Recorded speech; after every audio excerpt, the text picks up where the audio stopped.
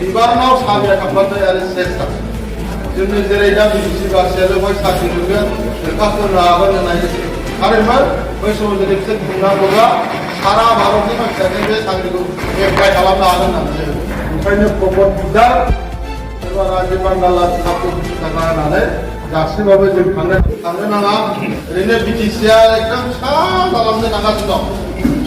मारैहाय बिटिआर सुक्तिनि गेजेरजों बे दैमा दैसा हाग्रा बंग्रा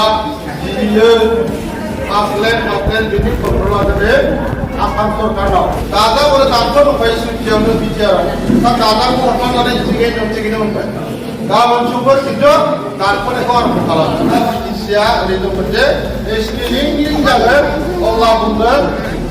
बे 6 सिडुलनि केरेक्टारिस्टिक्सआव गोलैला बे 6 सिडुलनि आखुथायाव गोग्लैला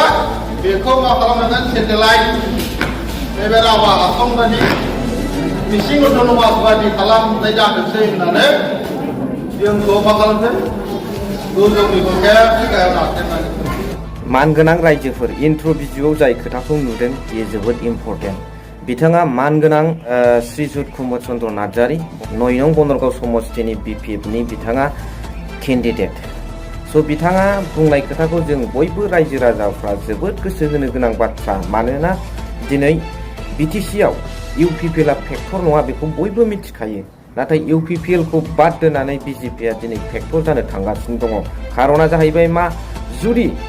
नाथाय बिथांमोनाबो इसेबां फेक्टर गैया खिन्थु साननो थाङोब्ला बायसान्सनि जुदि बिथांमोना बिजेपिआ पावाराव जुदि फैयोब्ला दिनै जोङो थै आरो गोलोमदैजों मोननाय बिटिसिनि बा बड'लेण्डनि माखासे मोनथायफोरखौ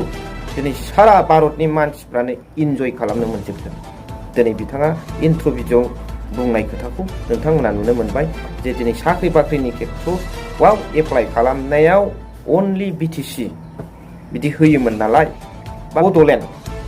दा बेवहाय जुदि बिथांमोना अल इन्डियानि गासैबो समग्र रायजो राजाफ्रा जुदि बेवहाय एप्लाइ खालामनो हानायनि मोन्थायखौ जुदि बिजेपि गभर्नमेन्टआ लागु खालामोब्ला होमब्ला जों बहा रिजार्भ सिटनि खोथा थायो बे खोथा लोगोसे दिनै बिटिसिआ फिसानिफ्राय फिसा पावारफ्रा गासैबो कन्ट्रल अफ पावारा नोङो मामानि आखायाव आसाम गभर्नमेन्टनि आखायाव थानाय हिसाबै बिथांमोना गासैखौबो समानै लांजोबना दों बेवहाय सोरबा ट्राइबेल सोरबा 6 सिडुलनि खोथा रिजार्भनि खोथा बेखौ बिथांमोना खोमोरजोबनो नागिरदों बे जोंनि थाखाय गिख्रंथाव